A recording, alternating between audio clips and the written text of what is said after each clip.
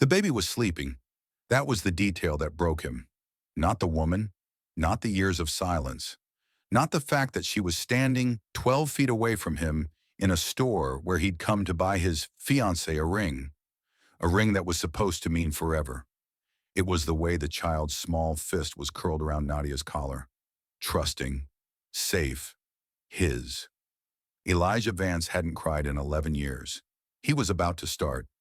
The morning Elijah Vance turned 37, he did not celebrate. He woke at 4:47 a.m., the same time every day, in the penthouse apartment on the 62nd floor of a building he owned. The sheets were white, Egyptian cotton, thread count so high the number had become meaningless. Everything in the apartment had been selected by someone whose job it was to select beautiful things, and none of it had ever been touched by a hand that loved him. He moved through the kitchen like a man performing a ritual. Black coffee, no sugar, a single piece of toast, cut diagonally. Not because he liked it that way, but because his assistant had set up the smart toaster years ago, and he had never thought to change it. Outside, Chicago was waking up in its usual violent way. Horns bleeding through glass, the L train rattling its bones along the elevated tracks, a city that didn't care about birthdays or billionaires, or the quiet devastation of men who had everything and felt nothing. Elijah dressed in front of a mirror that cost more than most people's cars. He straightened his cuffs with the precision of a surgeon. He checked his phone. 14 messages, 3 from lawyers, 2 from his head of security, 1 from his fiancée. Claire, happy birthday, love. Tonight. Don't forget, we're doing the charity event first. He read it twice. Then he set the phone down. He did not feel happy. Claire Whitmore was not a bad woman. That was the thing nobody would understand later. When the story broke, when the tabloids turned his life into a carcass for public consumption, Claire was not a villain. She was beautiful and smart and socially devastating in the way that women raised in certain zip codes learned to be. She laughed at the right moments. She wore the right colors. She had agreed to marry him, and she had meant it in the way she was capable of meaning things. But Elijah had never once seen her cry. Not from sadness, not from joy, not from anything real. And he had begun to wonder, quietly in the dark hours before dawn, and whether that was her flaw or whether it was his for choosing someone who matched the emptiness he carried. The wedding was in 23 days. His mother had called twice to ask if he was sure. He had not answered. Miles away, in a neighborhood where the light came through differently, thinner, more apologetic, Nadia Castillo was already awake. She had been awake since 3 a.m., which was when the baby cried. The baby's name was Lily. She was 7 months old, and she had Elijah's eyes. Dark, almost black, with a depth that seemed to belong to someone older, someone who had already seen too much. Nadia had noticed it the first week in the hospital when the nurses kept saying, "Oh, what beautiful eyes." And Nadia had to look away because those eyes were a confession she wasn't ready to make out loud. The apartment was small. My 2 rooms above a laundromat on Halsted Street, where the steam from the machines below sometimes crept up through the floorboards and made the hallway smell like warm cotton and someone else's clean clothes. Nadia had chosen it because it was cheap, and because the landlord didn't ask too many questions, and because the sound of the machines, that constant rhythmic churning, had become the soundtrack of her new life. White noise, the sound of things being made clean. She carried Lily to the window and held her against her chest, swaying gently. The baby quieted almost immediately, one small hand finding the collar of Nadia's sweater and gripping it with surprising strength. Outside, the street was still dark. A taxi idled on the corner. Someone laughed somewhere, a sharp, drunken sound that faded quickly. And Nadia looked down at her daughter's face and felt the familiar ache, the one that lived just beneath her ribs, the one that had been there since the moment she decided to disappear. Because here was the thing about Nadia Castillo that the world didn't know. She hadn't left Elijah Vance because she stopped loving him. She had left because she loved him more than she loved herself. 2 years earlier.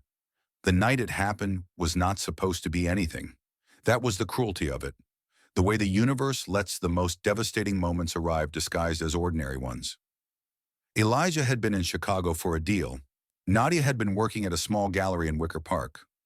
The kind of place that sold paintings to people who genuinely cared about art, not the kind who bought it to fill silence in their lobbies. She curated. She wrote the small white cards that described each piece.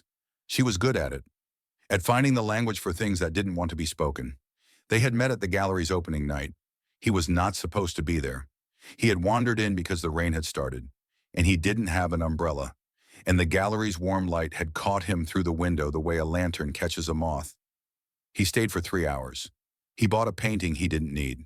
He asked for her number in a way that was almost shy, which was the thing that made Nadia stop and actually look at him.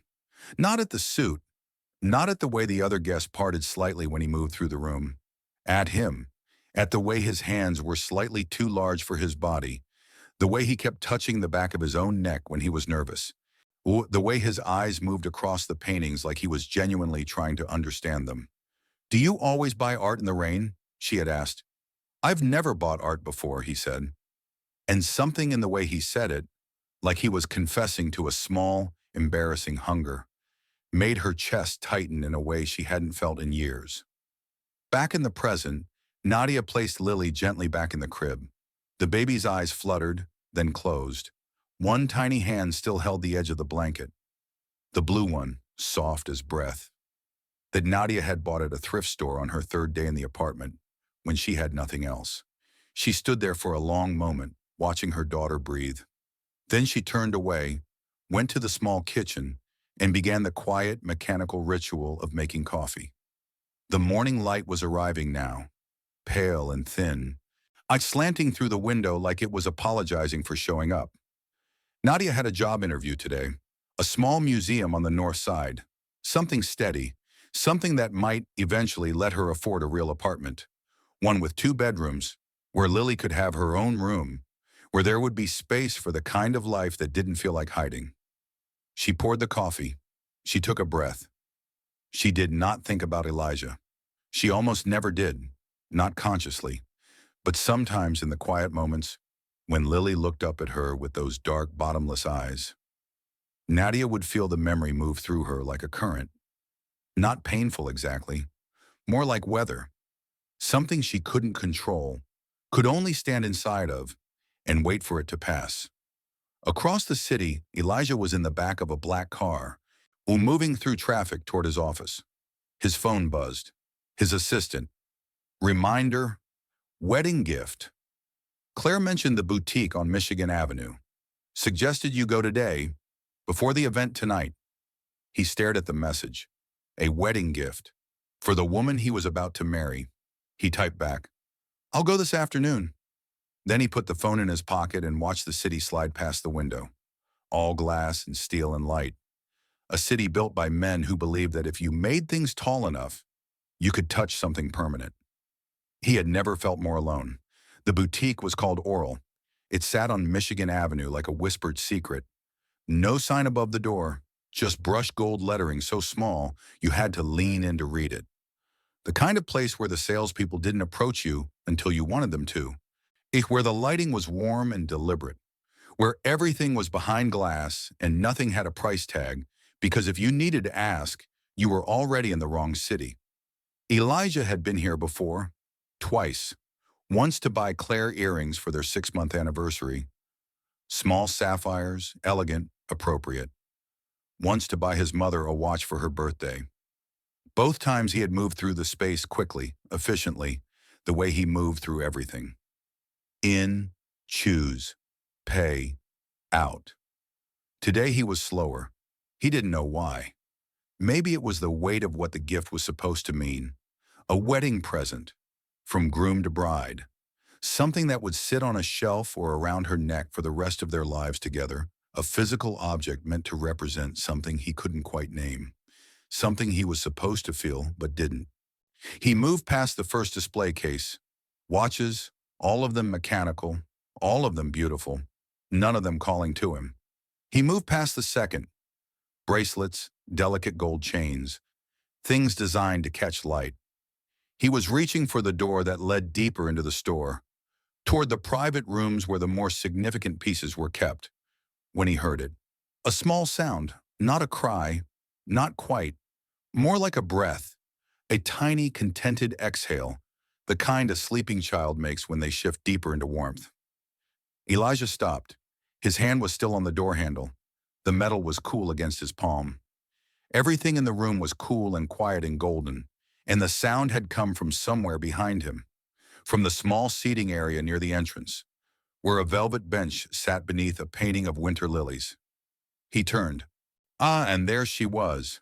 Nadia Castillo was sitting on the bench with her legs crossed, a small leather bag on the floor beside her.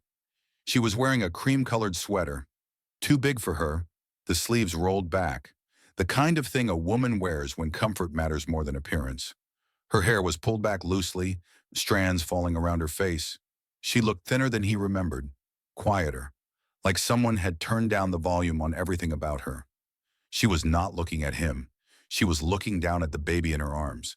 The child was asleep, head tucked against Nadia's chest, one fist curled around the collar of her sweater with that small, trusting grip.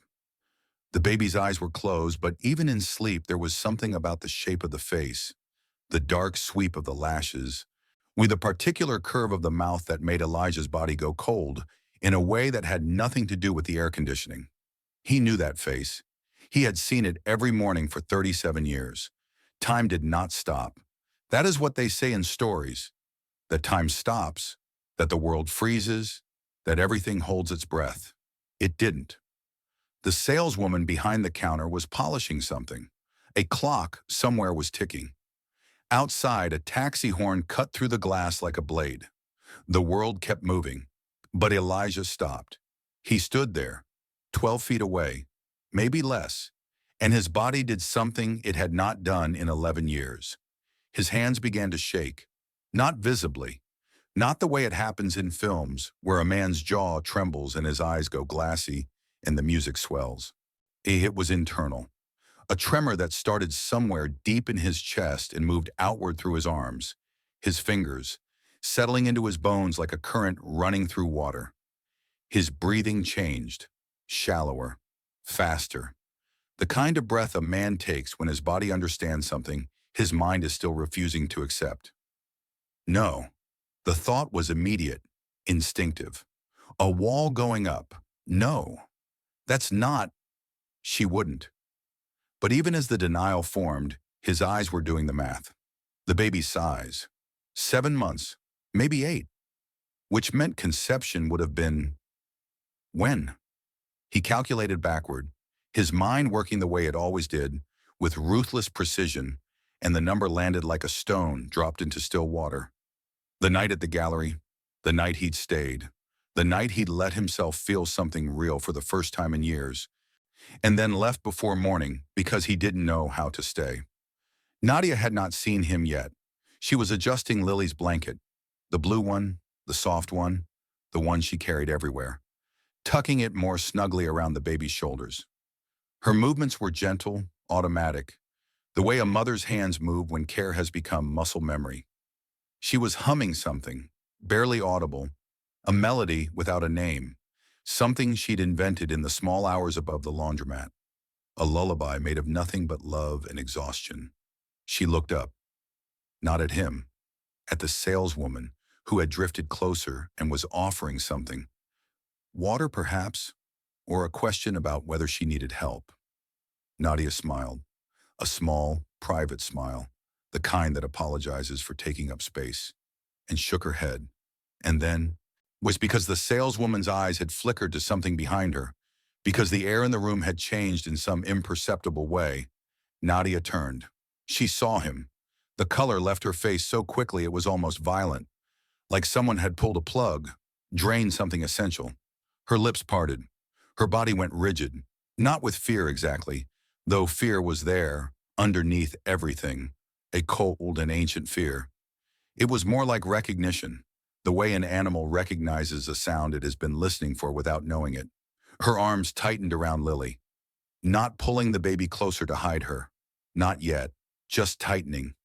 An instinct, a reflex, the body's first response to danger, when the danger is also the thing you love most. They looked at each other, 12 feet of silence. 12 feet of golden light in polished glass and the quiet ticking of expensive clocks. And between them, everything. Every word that had never been said. Every morning she had woken up alone with his child and chosen again not to call. Every night he had lain in the dark beside Claire and felt the hollow where something should have been. Elijah's mouth opened. Nothing came out. Nadia moved first.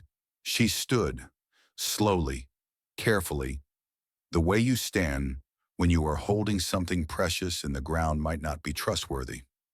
Lily stirred but didn't wake, just made the small sound again, that tiny exhale, and settled deeper against her mother's chest.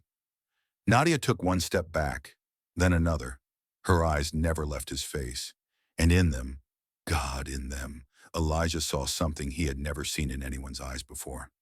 Not guilt, not shame, not the defiance of a woman caught in a lie.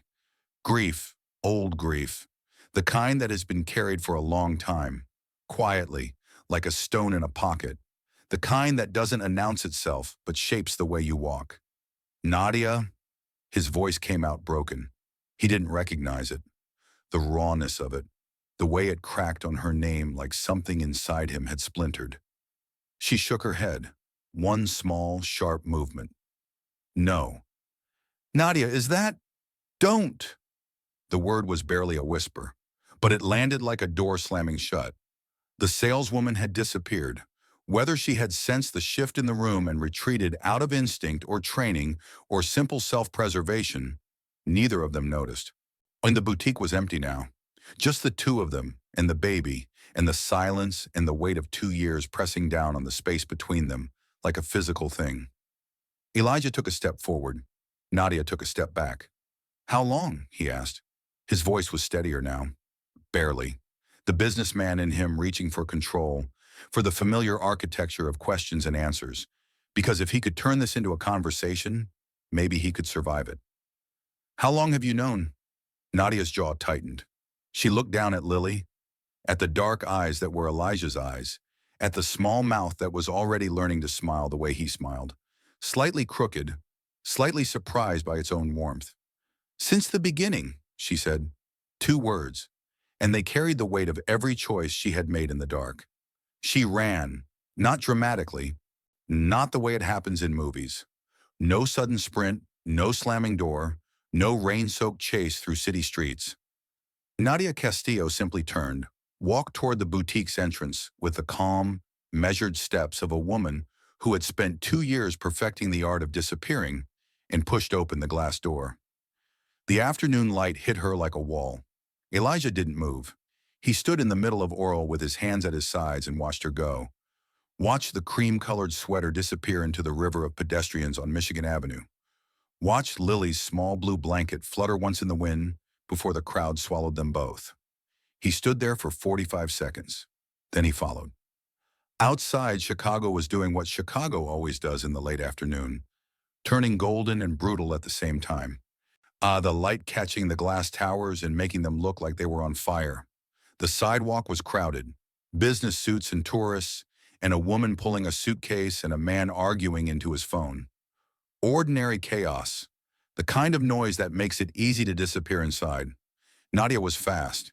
She moved through the crowd the way water moves through cracks, fluid, instinctive, finding the smallest openings. She had learned this in the months after she left. When you are hiding, you learn to make yourself smaller. You learn to move without drawing attention. You learn that the best camouflage is not invisibility. It's ordinariness. But Elijah Vance had not built a $4 billion empire by losing track of things. He kept his distance, half a block back, close enough to see the blue blanket, far enough that she wouldn't feel him there. His phone was in his hand. He did not call her. He did not text. He simply followed, and he thought, and the thinking was the hardest part, harder than the shock in the boutique, harder than the trembling in his hands, because the shock was fading now.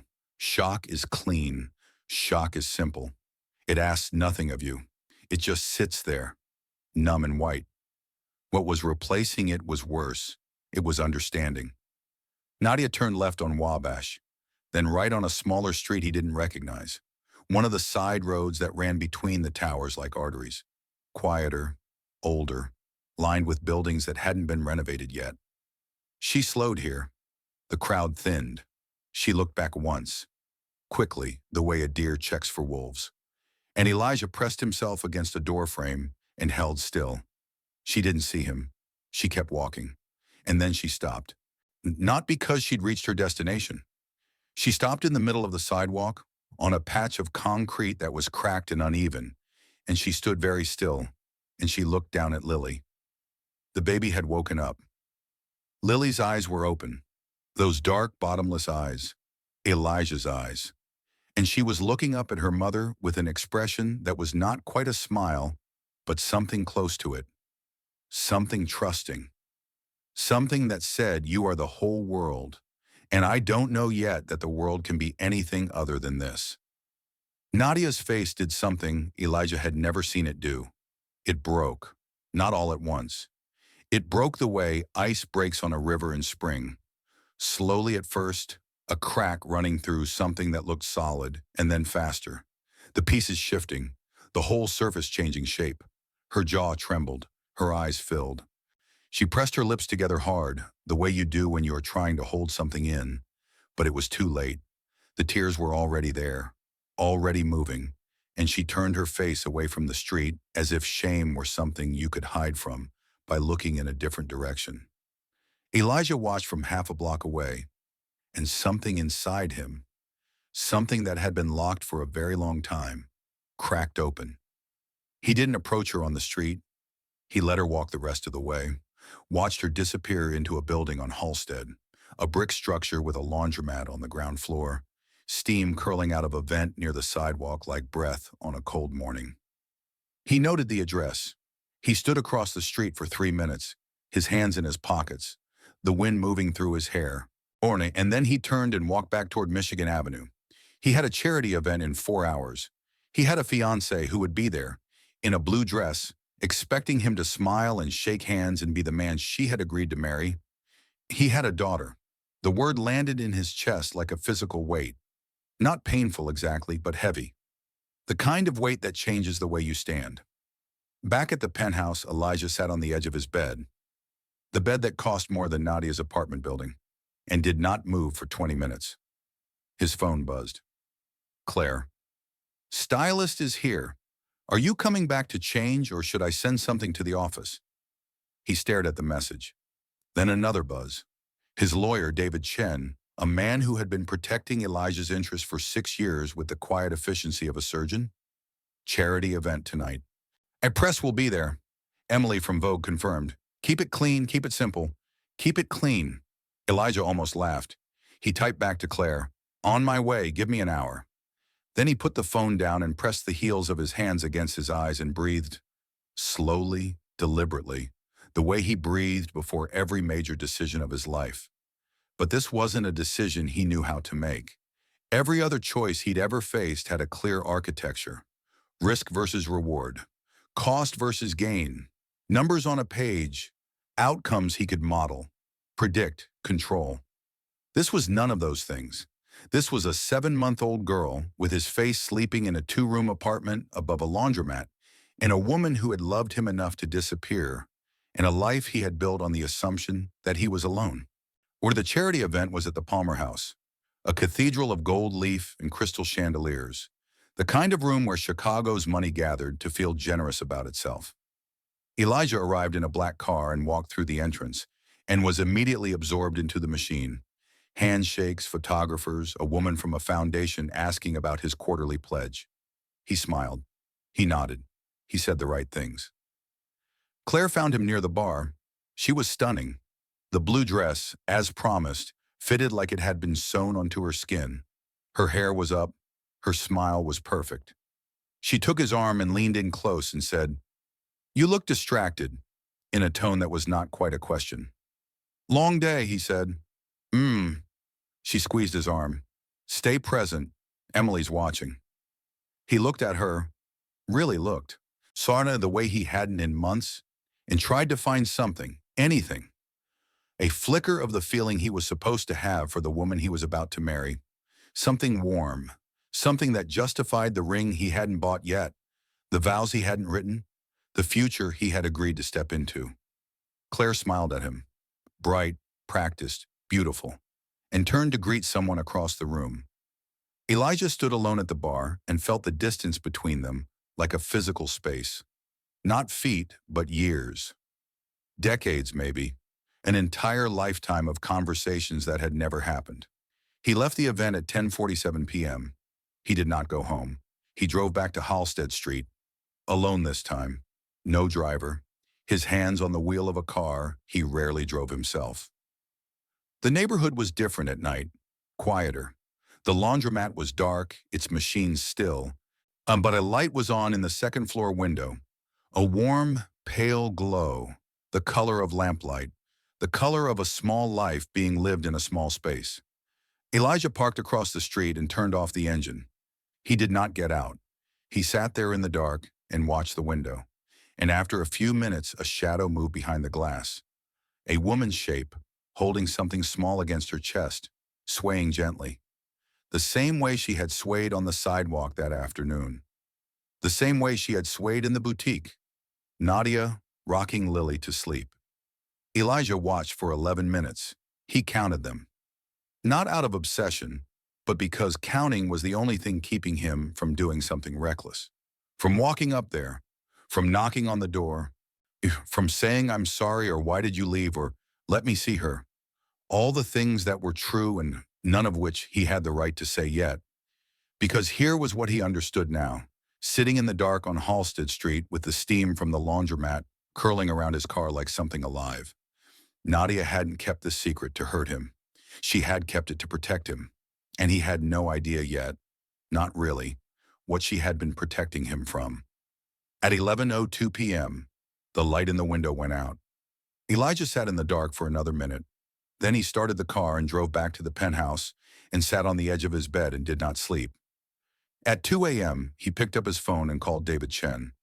I need you to find out everything you can about a woman named Nadia Castillo, he said. His voice was steady, controlled. The voice of a man who had built an empire on the ability to keep his face still when the ground was shaking. Quietly, nothing public, nothing that reaches the press. And David, a pause. Don't tell Claire. He came back the next morning. Not at dawn. He wasn't foolish enough to think that would be welcome. He came at 9 a.m., when the light on Halsted Street was gray and honest, and the laundromat below was already churning, its machines filling the air with that warm, cotton-soft exhale. He climbed the narrow staircase to the second floor and stood outside her door for a full minute before he knocked. 3 knocks. Quiet, not demanding. Nothing. He knocked again. Silence. And then, from somewhere inside, a sound. Small. Familiar by now. Lily making that tiny sound. That breath sound. The one that had broken him in the boutique. And then footsteps. Slow. Careful. The door opened 2 inches. Nadia's face appeared in the gap. One eye, one side of her mouth, the edge of her jaw. She was wearing the same cream sweater. Her hair was down today, falling loose around her shoulders, and she looked like she hadn't slept. The skin beneath her eye was bruised with tiredness, but her expression was not what he expected. It wasn't fear, it was resignation. Like she had been waiting for this. Like she had spent the entire night preparing for the moment someone knocked on this door and the life she had built in secret would finally have to answer for itself. You found me, she said. Not a question. I followed you yesterday, he said. He didn't lie. He owed her that much. The truth, even the uncomfortable parts. Do I know where you live? I know the building. I didn't come inside last night. Something flickered in her eyes. Not surprise. She had seen his car then. Of course she had. She had probably stood at the window and watched him sitting there in the dark, counting the minutes the way he had, and she had let him. Come in, she said. She opened the door wider and Elijah stepped inside, and the world he had built, the glass towers and the Egyptian cotton and the penthouse 62 floors above the noise, fell away like a costume he had been wearing for years and was only now taking off. The apartment was smaller than he had imagined. Not cramped exactly. Nadia had made it feel lived in, the way certain people can transform any space into something warm. There were books on every surface, paperbacks, spines cracked, some of them stacked on the floor beside the couch because there was no room on the shelves. A small painting hung on the wall above the kitchen. Not expensive, Elijah could tell at a glance, but chosen with care. A landscape, muted colors, the kind of thing a woman who understood art would choose for the way it made a room feel, not for what it was worth. And in the corner, by the window where the gray light came through, a crib. Lily was standing in it, pulling herself up on the wooden rail, her small hands gripping with surprising strength. And when she saw Elijah, she stopped. She looked at him with those dark, enormous eyes. His eyes. He didn't breathe. Nadia moved past him, close enough that he could smell her perfume, something faint and clean, like the steam from the machines below, and lifted Lily into her arms. And the baby settled against her immediately, one hand finding the collar of the sweater, gripping it. The same gesture. Always the same gesture. She does that, Nadia said quietly, noticing where his eyes had gone. Holds on. Elijah nodded. He didn't trust his voice. They sat at the kitchen table. A small wooden thing, 2 chairs, a single window behind it that looked out onto the street. Nadia made coffee without asking if he wanted any. She moved through the kitchen with the ease of someone who had performed this ritual 1,000 times in this exact space. And Elijah watched her and saw something he had never seen in anyone before. Competence born from necessity. This was not a woman playing house. This was a woman who had built a life from nothing, from a 2-bedroom apartment and a thrift store blanket, in the fierce, quiet determination to give her daughter something real, even if real meant small, even if real meant hidden. She placed the coffee in front of him. Black, no sugar. He looked up at her. How did you?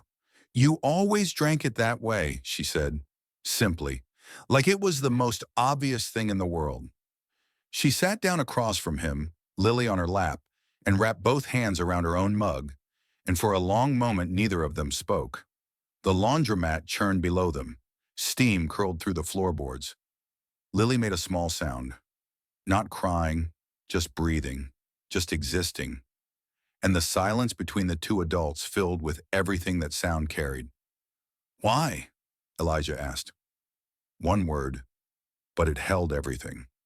The boutique, the years, the night he had left before dawn, or the morning he had woken up alone in a hotel room and told himself it was what he wanted. Nadia looked down at Lily. She ran one finger along the baby's cheek, a gesture so tender it made Elijah's chest ache. And then she looked up at him, and her eyes were clear, not crying, not defensive, just honest, in a way he had rarely seen from anyone in his life. Do you remember Victor Hale? She asked. The name landed like a stone in water. Elijah's jaw tightened. Of course he remembered Victor Hale. Victor was his former business partner. The man who had helped him build the company in its earliest years. The man who had later tried to dismantle it from the inside. The man Elijah had spent 3 years and $40 million to expose, to bury, to remove from his life entirely. The man who had, before all of that, War been watching Elijah very closely. What does Victor have to do with this? Elijah's voice was low, careful. Nadia set her mug down. The night after we met at the gallery, she said, Victor's people came to see me. The room went very still, 2 years earlier, the morning after.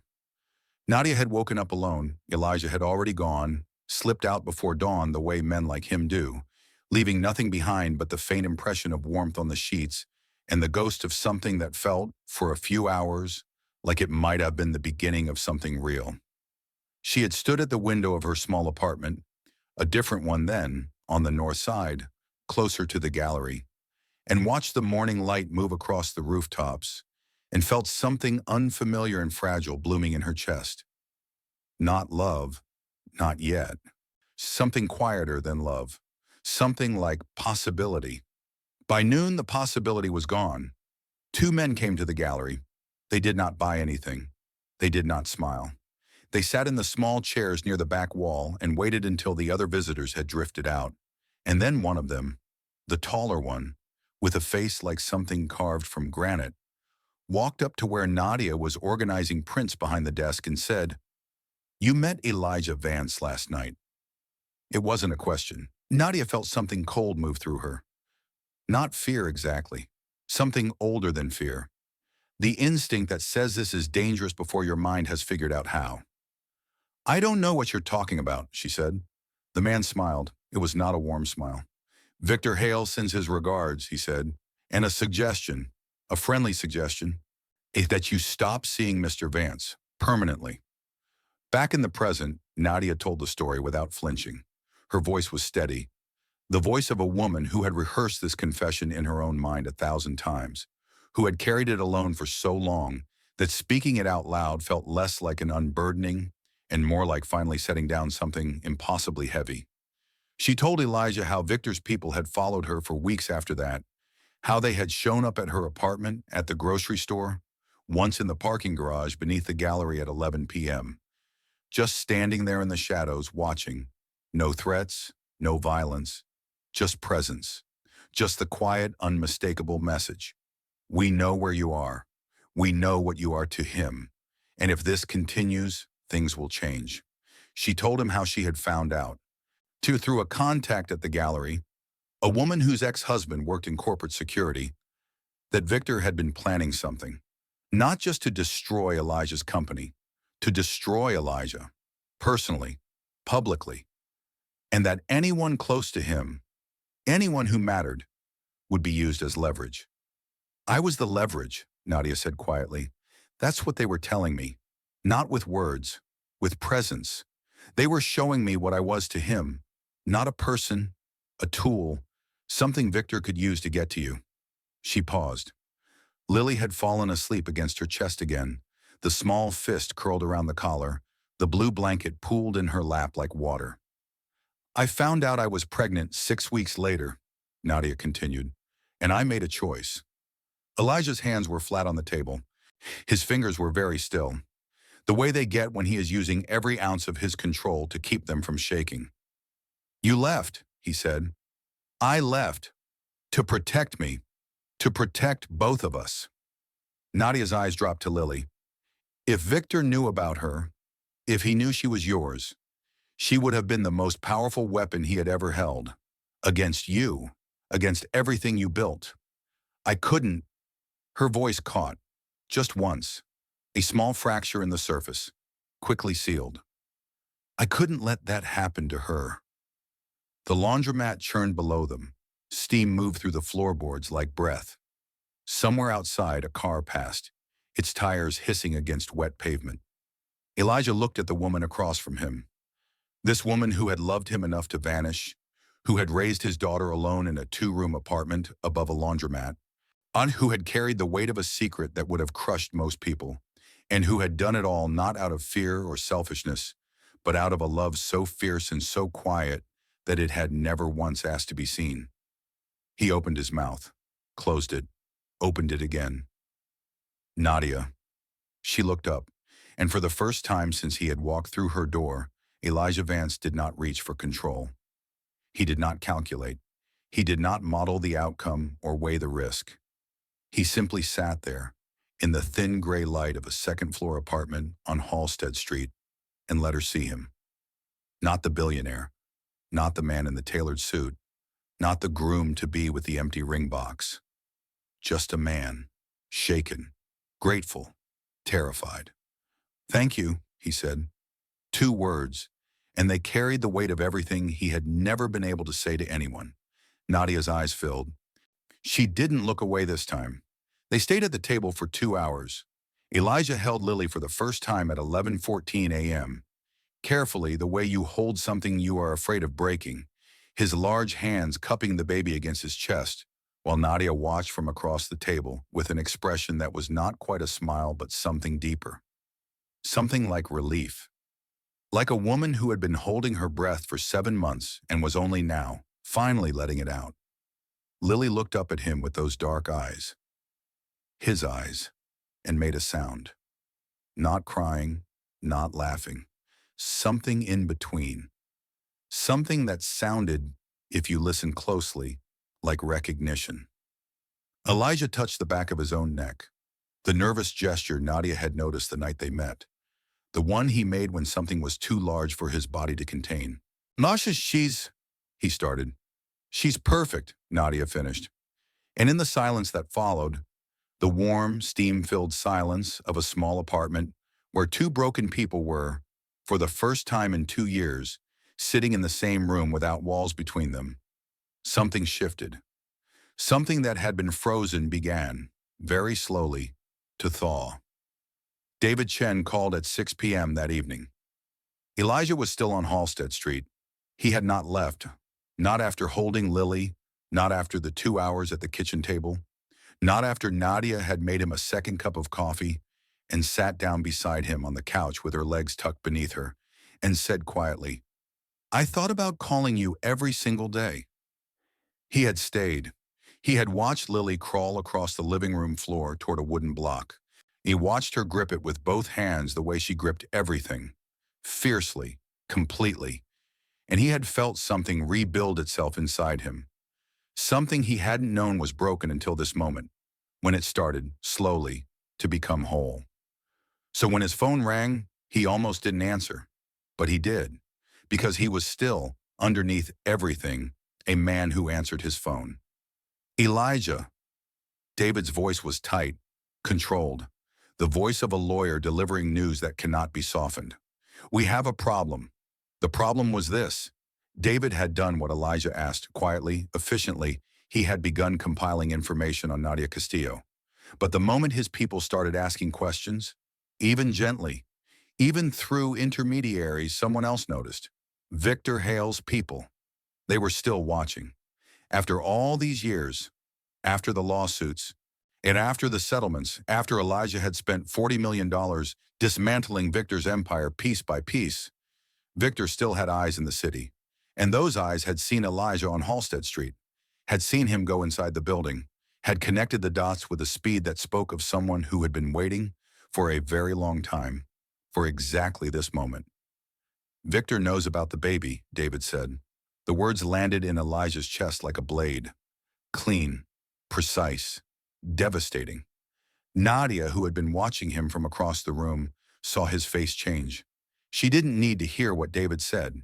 She saw it in the way Elijah's hand tightened around the phone, in the way his jaw set, in the way his eyes moved to Lily, who was sitting on the floor, perfectly content, perfectly unaware, and stayed there with an intensity that was almost painful to witness. "How long do we have?" Elijah asked. "Hours, maybe less. Victor's people have already reached out to at least one journalist. The story is, a billionaire, his ex-girlfriend, an illegitimate child. It writes itself, Elijah. And if it breaks before you control the narrative..." "I understand." He hung up. The silence in the apartment was different now. Not the warm, steam-filled silence of the morning. This was sharp, thin, the kind of silence that exists in the moment before something breaks. Nadia was standing by the crib. She had lifted Lily into her arms. Instinct again, that same instinct from the boutique. The body's first response when danger arrives wearing a familiar face. The blue blanket hung from one of Lily's small hands, her trailing toward the floor. "He found us," Nadia said. Not a question. Elijah nodded. "Victor?" "Yes." Nadia closed her eyes. When she opened them, something had shifted. The resignation was gone. What was there instead was something harder. Something forged in 2 years of carrying this alone, of making impossible choices in the dark, of loving a man and a daughter and a secret all at once without breaking. "Then we have to decide," she said, "right now, what we do." What they could do, what the rational, survivable option looked like, was this. Elijah could marry Claire. He could go forward with the wedding in 21 days as planned. David could quietly, legally arrange for Nadia to disappear again. A new city, a new name, enough money to build a real life somewhere Victor's reach didn't extend.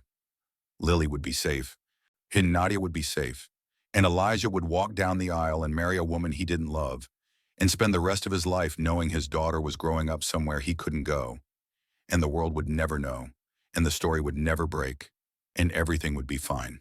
Fine. The word tasted like ash. David had suggested this option on the phone.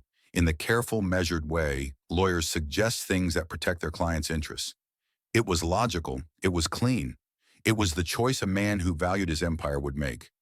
Elijah listened to all of it. Then he hung up and looked at Nadia, at the woman holding his daughter in a two-room apartment, at the woman who had already made this choice once, who had already given up everything so that he could keep his life intact. And he knew. I'm with a clarity that felt less like a thought and more like something physical, like something settling into his bones. He was not going to do it again. He was not going to let her disappear. No, he said. Nadia looked at him. No, we don't hide. His voice was steady, not the controlled steadiness of a man managing a crisis. Something else, something quieter, something that sounded, for the first time in his life, like certainty. We don't run. We don't let Victor decide what happens to us. Elijah. I spent 3 years destroying him, Elijah said, and I did it the wrong way. Quietly, behind closed doors. I buried him, but I didn't stop him. I just made him go underground, and he's been waiting ever since for something he could use to come back.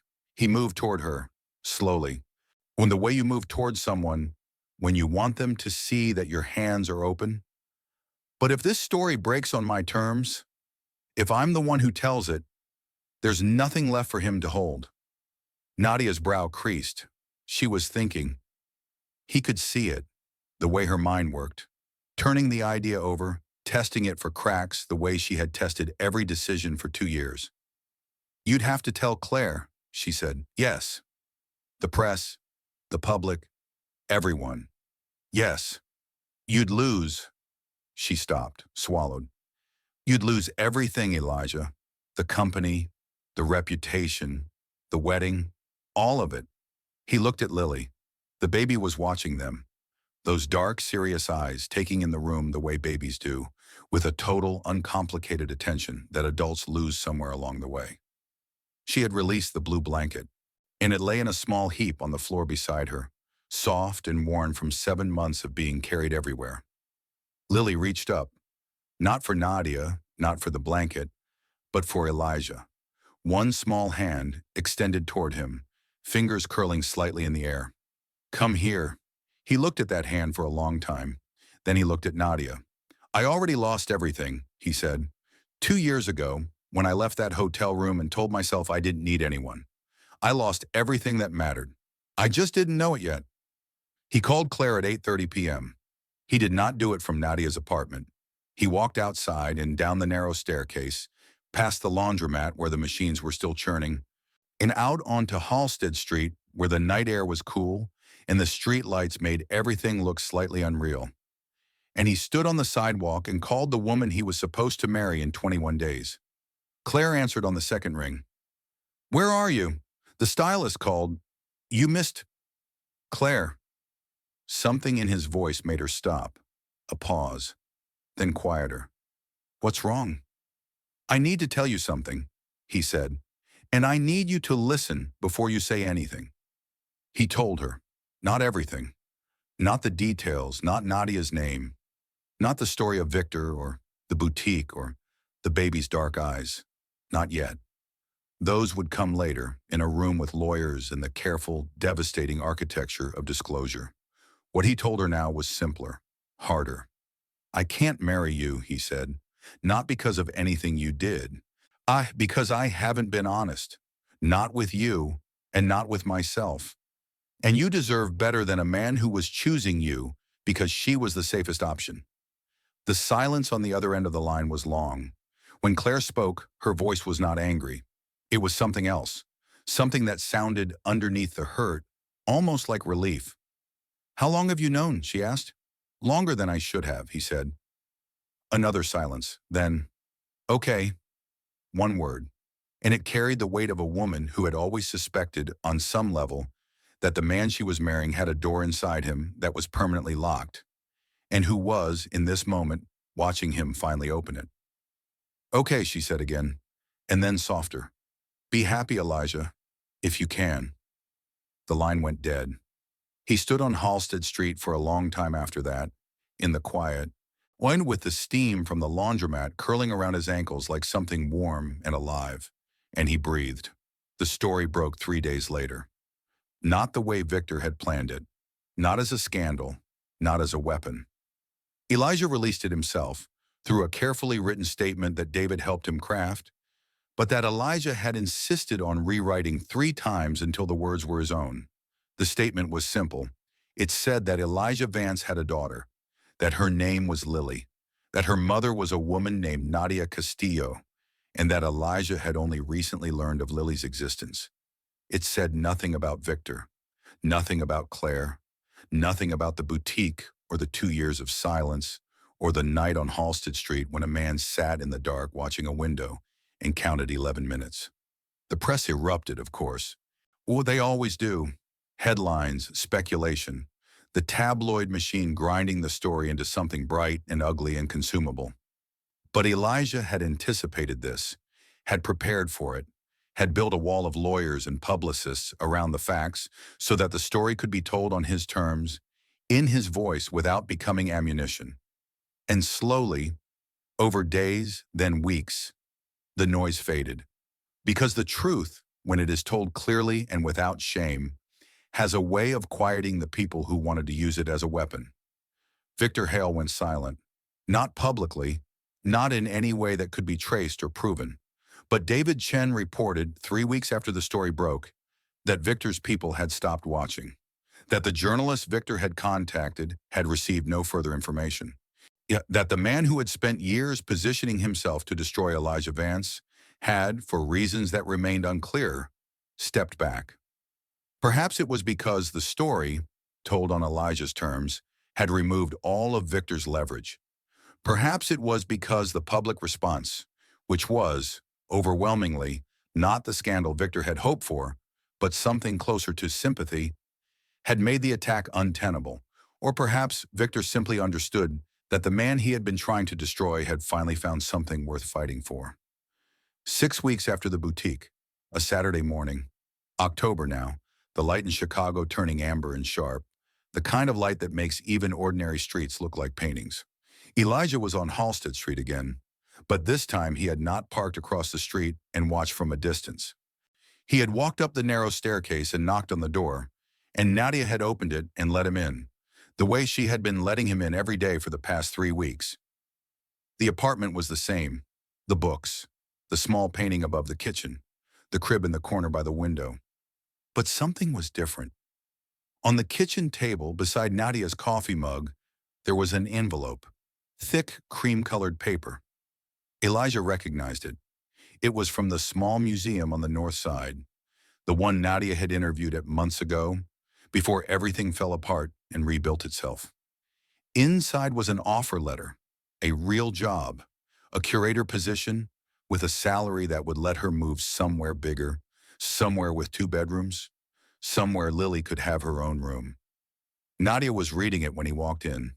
She looked up, and her face was doing that thing again. The thing it had done on the sidewalk that afternoon. The thing it had done at the kitchen table when he said thank you. Not quite a smile, something deeper. Something that lived in the space between grief and gratitude. Good news, he asked. She handed him the letter. He read it. Then he looked at her. You should take it, he said. I know. And you should move. Somewhere better. Somewhere with space. I know. A pause. I'd like to help with that, he said, carefully. Not with money. He had learned in the weeks since the boutique that Nadia did not want to be rescued.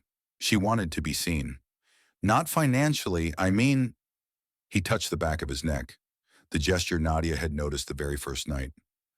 I'd like to help. With Lily. With all of it. If you'll let me... Nadia looked at him for a long time. Then she nodded. Lily was in the crib when they finished talking. She was awake, sitting up now, pulling herself to standing against the wooden rail, with a strength that surprised everyone who saw it. When Elijah leaned over the edge, she looked up at him with those dark eyes, his eyes, and did something she had not done before. She smiled. Not the half smile, not the almost smile. A real one. wide and open and completely trusting. The kind of smile that a child gives to someone they have decided, in the wordless and absolute way that children decide things, is safe. Elijah reached into the crib. Lily grabbed his finger, the way she grabbed everything, fiercely, completely, and held on. He lifted her out, held her against his chest, and felt the weight of her. Small, warm, out of alive, and understood finally what it meant to hold something that mattered more than anything he had ever built. Behind him, Nadia was watching. She was leaning against the kitchen doorframe, her hands wrapped around her mug, her hair loose around her shoulders, and she was watching Elijah hold their daughter with an expression that was not love.